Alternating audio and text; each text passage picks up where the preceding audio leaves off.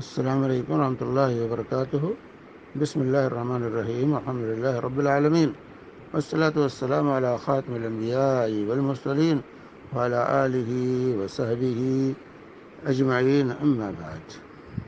یہاں پر ایک سائل کا سوال ہے کہ ان کے یہاں ایک وفات سے متعلق ایک رسم چل پڑی ہے جس کو دینی رسم کہا جاتا ہے۔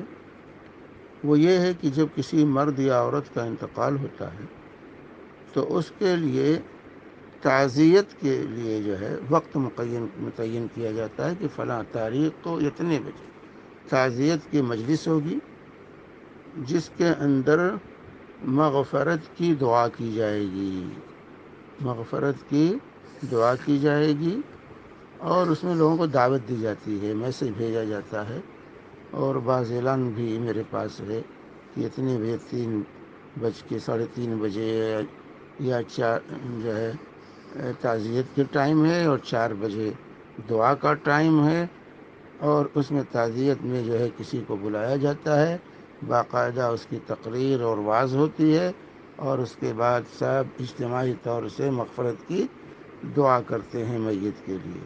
اور یہ رواج مرد کا انتقال ہو یا عورت کا انتقال ہو، یہ رواج بڑھتا جا رہا ہے، اور اس میں کوئی جھجک محسوس نہیں کی جاتی، بلکہ وہ خواتین بھی اس میں حصہ لیتی ہیں، اور وہ حضرات بھی جو وعظ و نصیحت کرتے ہیں، جو درس وغیرہ قائم کرتے ہیں، وہ لوگ اس میں حصہ لے کر کے تقریریں کرتے ہیں، وعظ کرتے ہیں، اور مغفرت کی اجتماعی دعا میں شریک ہوتے ہیں۔ اور جب اس کو منع کیا جاتا ہے، کوئی روکتا ہے کہ بھائی یہ چیز سنت سے ثابت نہیں ہے، تو کہتے ہیں اس میں تو ہم قرآن خوانی تو نہیں کرتے ہیں، آیت کریمہ تو نہیں پڑھتے ہیں۔ بھائی تو آیت کریمہ پڑھنے میں کیا، جب یہ جائز ہے تو آیت کریمہ پڑھنا بھی جائز ہے، قرآن خوانی بھی جائز ہونا چاہیے۔ اگر یہ جائز ہے، بھائی دیکھیے ہمیں یہ واضح ہونا چاہیے، ہمیں کہا گا اتبعوا، اتباع کرو، ولا تبتدعوا۔ عبداللہ مسعود کیا کہتے تھے اتبعوا ولا تبتدعوا فقد کفیتم، کہ لوگوں اتباع کا راستہ اختیار کرو، بدعتیں ایجاد نہ کرو، سنتیں تمہارے لیے کافی۔ ایک مسلمان کو کوئی بھی عمل اس طرح کرتے ہوئے یہ سوچنا ہوگا کہ آیا رسول پاک صلی اللہ علیہ وسلم اور صحابہ کرام رضوان اللہ اجمعین کے ہاں ایسا پایا جاتا تھا، یہ اہتمام ہوتا تھا، اس طرح کی محفلیں قائم کی جاتی تھیں، تعزیت کے نام پر، وعظ کے جو ہے دعائے مغفرت کے نام پر۔ اگر یہ پایا جاتا تھا تو سر آنکھوں پر، اور اگر نہیں پایا جاتا تھا تو یہ بدعت ہے۔ اللہ کے نبی صلی اللہ علیہ وسلم نے کیا فرمایا تھا؟ من احدث فی امرنا ھذا ما لیس منہ فہو رد، جو ہمارے دین میں کوئی ایسی بات ایجاد کرے جو اس میں سے نہیں ہے، وہ مردود ہے۔ بخاری مسلم کی متفق علیہ حدیث ہے۔ اسی طرح صحیح مسلم کی حدیث ہے، من عمل عملا لیس علیہ امرنا فہو رد، جو کوئی ایسا عمل کرے جو ہمارے طریقے پر نہیں ہے، وہ مردود ہے۔ بھائی رسول پاک صلی اللہ علیہ وسلم کے زمانے میں بھی صحابہ صحابیات کی وفات ہوتی تھی، بعض ازواج مطہرات کی وفات ہوئی، آپ کی بیٹیوں کی وفات ہوئی، بیٹوں کی وفات ہوئی۔ کیا کبھی اللہ کے نبی صلی اللہ علیہ وسلم نے اس طرح کی کوئی محفل قائم کی؟ کیا صحابہ کرام رضوان اللہ اجمعین نے کوئی محفل قائم کی؟ ابو بکر و عمر عثمان و علی رضی اللہ عنہم اجمعین۔ اللہ کے نبی صلی اللہ علیہ وسلم نے کہا تو ومن یعش منکم من بعدی فسیرى اختلافا کثیرا، تم میں سے یہ ارباد بن ساریہ رضی اللہ تعالیٰ عنہ کی روایت مشہور معروف ہے، سنن میں موجود ہے، کہ تم میں سے جو میرے بعد زندہ رہے گا بہت سے اختلافات دیکھے گا۔ فعلیکم بسنتی وسنت الخلفاء الراشدین المہدیین عضوا علیہ بالنواجذ، تم میں سے جو میرے بعد زندہ رہے گا وہ بہت سے اختلافات دیکھے گا، لہذا تم میرے طریقے کو اور میرے خلفاء راشدین کے طریقے کو لازم پکڑنا، عضوا علیہ بالنواجذ، دانتوں سے مضبوطی کے ساتھ تھاپنا۔ وإیاکم ومحدثات الامور، خبردار نئی چیزوں سے بچتے رہنا دین میں۔ فإن کل محدثۃ بدعہ، دین میں ہر نئی بات بدعت ہے، وکل بدعۃ ضلالہ، اور ہر بدعت گمراہی ہے۔ اتنا انتباہ کے باوجود یہ اس طرح کے رسموں کو رواج دینا دین کے نام پر، دعائے مغفرت کی، اور جو ہے بھائی کیا اللہ کے رسول صلی اللہ علیہ وسلم کو اس کا پتہ نہیں تھا؟ ہمیں پتہ چلا ہے. اگر یہ بات ہوتی تو اللہ کے رسول ضرور دعائے مغفرت کی محفل قائم کرتے، امت کو تلقین کرتے، کیونکہ کوئی بھی خیر کا راستہ اس کو اللہ کے نبی صلی اللہ علیہ وسلم نے چھپایا نہیں. اسی لیے امام مالک رحمہ اللہ کیا فرماتے تھے کہ من ابتدع بدعة ثم رآها حسنة فقد زعم ان محمد صلی اللہ علیہ وسلم قد خان الرسالہ. جس نے بھی کوئی بدعت ایجاد کی اور کہا یہ تو اچھی چیز ہے، اس نے حرج کیا ہے، تو اس کا یہ زعم اور گمان ہے نعوذ باللہ کہ اللہ کے نبی صلی اللہ علیہ وسلم نے رسالت کو پہنچانے میں خیانت کی ہے. یہ اتہام ہے نبی کریم صلی اللہ علیہ وسلم پر. یہ اچھا کام تھا لیکن آپ نے بتایا نہیں، چھپا لیا امت سے. اسی طرح امام مالک رحمہ اللہ فرماتے ہیں جو اس وقت دین نہیں تھا قیامت تک دین نہیں ہو سکتا. یاد رکھیں. اس لیے ہمیں نبی کریم صلی اللہ علیہ وسلم کی اتباع، صحابہ کرام کے طریقے کو فالو کرنا ہوگا. بھائی ہم دوسروں کو کیا، بھائی اب قرآن خوانی کی جو محفل قائم کرتے ہیں کیوں روکیں گے؟ یہ آیت کریمہ کی محفل قائم کرتے ہیں کیوں روکیں گے؟ جو تیجا کرتے ہیں، 7واں کرتے ہیں، 20واں کرتے ہیں، 40واں کرتے ہیں، کیا کرتے ہیں؟ کیوں روکیں گے ہم اس کو؟ کس بنیاد پر روکتے ہیں؟ یہ سب کرو. اگر دعائے مغفرت کی مجلس قائم کرنا، تعزیت کی مجلس قائم کرنا صحیح ہے تو پھر یہ سب کام کرو. کہاں سے روکیں گے؟ دوسروں کیوں روکتے ہو؟ اللہ کے بندو، اللہ سے ڈرنے کی ضرورت ہے. اللہ سے ڈرنے کی ضرورت ہے.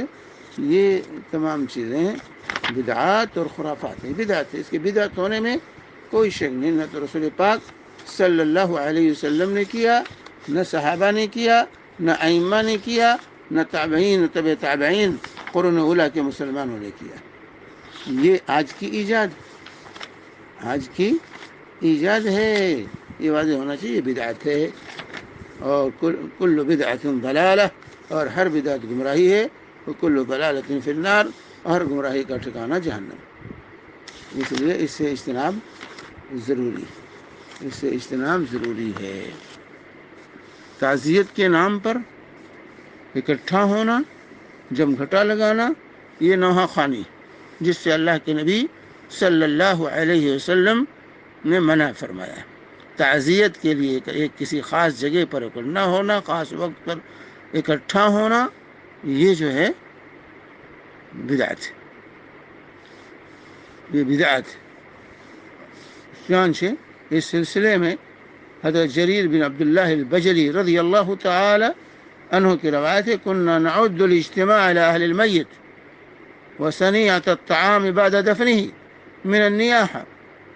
کہتے ہیں کہ ہم میت کے گھر اکٹھا ہونے کو، جمع ہونے کو، اور اسی طریقے سے اس مناسبت سے دفن کے بعد وہاں کھانا کھانے کھلانے کو، اہتمام کو نوحہ خوانی شمار کرتے تھے. یہ روایت جو ہے آپ دیکھیں، جو ہے ابو داؤد، سنن ابن ماجہ حدیث نمبر 1612، سنن ابن ماجہ حدیث نمبر 1612، اور شیخ البانی نے صحیح ابن ماجہ حدیث نمبر 1308 پہ اس کو صحیح قرار دیا ہے. یہ المجموع جلد نمبر 5 صفحہ 320، امر المعبود شرح سنن ابی داؤد جلد نمبر 8 صفحہ 282، اور اسی طرح نیل الاوتار جلد نمبر 2 صفحہ 791 پر دیکھی جا سکتی ہے یہ بات. تو جو چیز جس سے اللہ کے نبی صلی اللہ علیہ وسلم نے منع فرمایا، جس کو صحابہ نیاحہ نوحہ خوانی جو ہے تصور کرتے تھے، وہ کام آج ہو رہا ہے. میت کے گھر اکٹھا ہونے، جمع ہونے کو ان کے غم کو اور دوبالا کرتا ہے. تعزیت جمع ہو کر نہیں، جہاں اتفاق سے ملاقات ہو گئی وہیں تعزیت. جب ملاقات ہو جائے، مسجد میں ملاقات ہوئی مسجد میں، راستے میں ملاقات ہو گئی راستے میں، گھر پہ ملاقات ہو گئی گھر پہ، جہاں ملاقات ہو جائے وہیں تعزیت کر لی جاتی ہے. اس کے لیے کوئی جگہ کی تخصیص، ٹائم کی تخصیص، یہ بدعت ہے. وہاں جمع ہو کے ہونا یہ نوحہ خوانی ہے. جیسے کہ یہاں جریر بن عبداللہ البجلی رضی اللہ تعالی عنہ بیان کرتے ہیں کہ ہم اس کو ناحقانہ شمار کرتے تھے جس سے اللہ کے نبی صلی اللہ علیہ وسلم نے ہمیں منع کیا تھا، لیکن جو ہے اس کو آج کیا جا رہا ہے۔ دیکھیے اس سلسلے میں جو ہے اس اجتماع کے سلسلے میں دیکھیے اصلاح المساجد القاسمی صفحہ نمبر 163 اور سیوطی کے امر بالاتباع سیوطی کے 288 نمبر صفحہ، اور اسی طریقے سے شرح کبیر جلد نمبر 6 صفحہ 272 پر الاجتماع عند اہل المیت یحیج علی الحزن، کہتے ہیں میت کے پاس اکٹھا ہونے سے اس کا غم دوبالا ہوتا ہے، ان لوگوں کے غم تازہ ہو جاتے ہیں، یہ غم کو جو ہے زیادہ کرتا ہے۔ دیکھیے فتوحات الربانیہ لابن علان جلد نمبر 2 صفحہ 142۔ تو یہ تعزیت کا یہ اصول نہیں ہے، تعزیت کا یہ اصول نہیں کہ اس کے لیے ٹائم مقرر کیا جائے، اس کے لیے وقت مقرر کیا جائے، تاریخ اور ٹائم کی تعین کی جائے۔ تعزیت اتفاق سے کہیں بھی ملاقات ہو جائے وہیں تعزیت ہو جائے۔ بہرحال یہ جو کچھ ہو رہا ہے آج کل، اس کے بدعت ہونے میں کوئی شک نہیں، بلا شبہ یہ بدعت ہے، وکل بدعت ضلالہ، ہر بدعت گمراہی۔ وہاں تقریر کا انتظام ہے تمام کہ اللہ کے رسول صلی اللہ علیہ وسلم تقریر نہیں کر سکتے تھے کہ جب انتقال ہوتا بیٹھ کے تقریر کرتے، ان سے زیادہ ہم خیر کے طلبگار ہیں۔ تو بہرحال اس مناسبت سے اس طرح کی محفلیں منعقد کرنا، تعزیت اور پھر اجتماعی دعا مغفرت کی، یہ سب بدعت ہے۔ اللہ کے نبی صلی اللہ علیہ وسلم سے اس طرح کی چیز یا صحابہ کرام رضوان اللہ اجمعین سے اس طرح کی چیز نہیں ثابت ہے کہ اہتمام کے ساتھ یہ کیا جائے۔ اللہ تبارک تعالی ہمیں سنت کا متبع بنائے، اللہ تعالیٰ بدعات و خرافات سے ہمیں روکے۔ اسی طریقے سے بدعتیں جنم لیتی ہیں، یہ آج 3واں 7واں 20واں 40واں برسی قرآن خوانی آیت کریمہ، اس طرح کی جو بدعتیں آج رائج ہیں ایسے ہی شروع ہوئی تھی۔ لوگوں نے خیر کے داعیے کے ساتھ جو ہے اس کو کرنے لگے تھے، اور وہ بڑھتے وہ یہ شکل اختیار کر گئی ہیں۔ اللہ تبارک تعالیٰ اس طرح کی بدعات اور خرافات سے امت مسلمہ کو کی حفاظت فرمائے، ہمیں ان کاموں سے دور رکھے۔ وصلی اللہ علی نبینا محمد وعلی آلہ وصحبہ وسلم۔